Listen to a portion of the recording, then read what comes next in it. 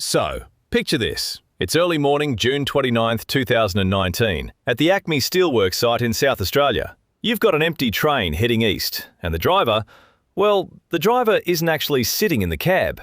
He's standing outside, on this tiny, narrow footwell on the very front of the locomotive, operating the whole thing with a remote control box. Now, he passes the sensor loop at 42 kilometres an hour. The speed limit there is 25, but look, he's in notch 6, flat out on the remote. Because of that speed, the level crossing lights only flash for 11 seconds before the train hits the intersection. A double road train truck is crossing at that exact moment. The driver of the truck has no time to stop. The collision is absolute, violent, and, tragically, the train driver on the footwell is killed instantly. And you know what the initial reaction is?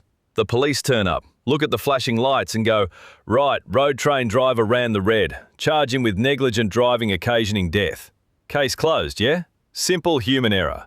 But if you're an investigator, if you actually want to prevent this from happening again, you have to ask, why on earth was a train driver standing on the outside of a moving locomotive, driving it with a remote control like a toy car? See, if we go back 8 years before the crash, the company changed their train system to a driver-only operation. They handed out these remote control devices, but they were only ever intended for the driver to use while walking slowly alongside the train to shift points. But very quickly, drivers realised they could stand on the front footwell and ride the train instead of walking.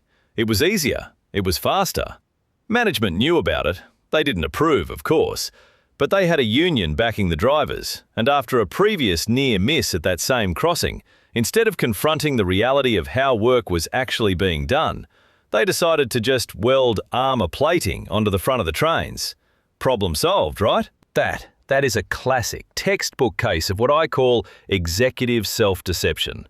They treated a massive, dangerous shift in their operating system as a simple, localised patch.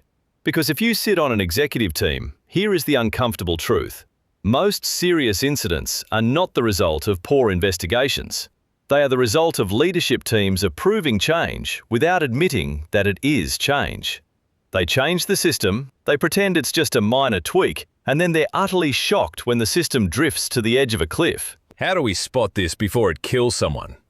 We use what I call the blunt test. It's very simple. If a post-incident recommendation makes work feel different tomorrow than it did today, altering priorities, tools, or responsibilities, it's not a minor action. It is a system change.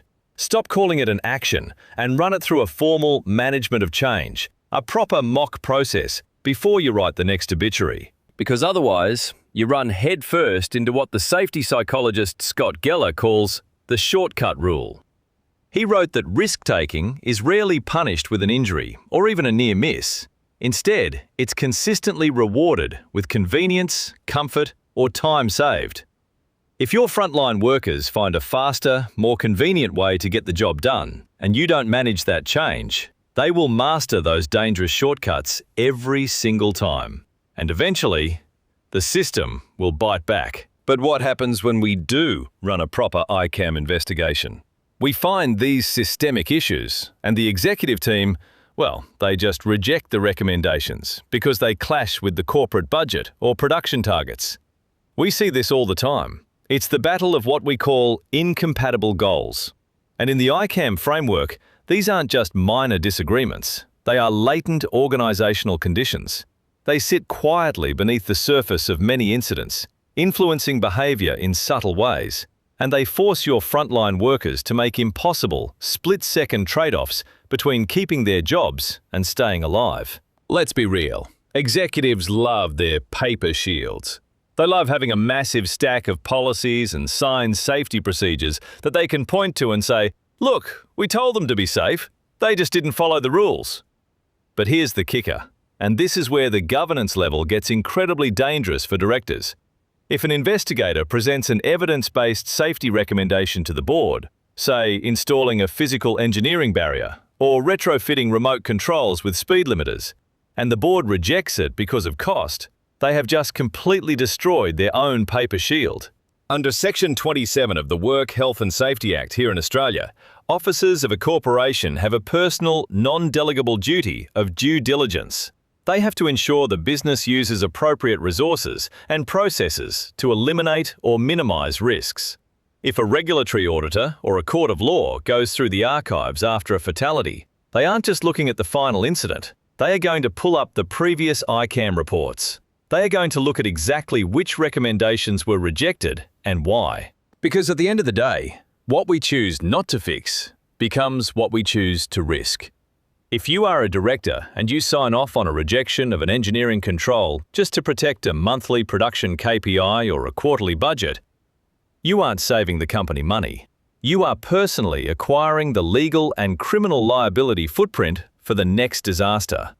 The paper shield doesn't protect you once you've been formally warned about a system failure and chosen to look the other way. True safety isn't about writing thicker reports or debating whether your job title should say HSE or WHS. It's about coherent design. It's about designing a game where safety, quality, and production aren't constantly fighting each other for survival. So I'll leave you with one very awkward, very necessary question to take back to your next board meeting. Is your company's current archive of rejected safety recommendations actually a ticking legal and operational bomb? Think about it. Anyway, that's my rant for today. Talk soon.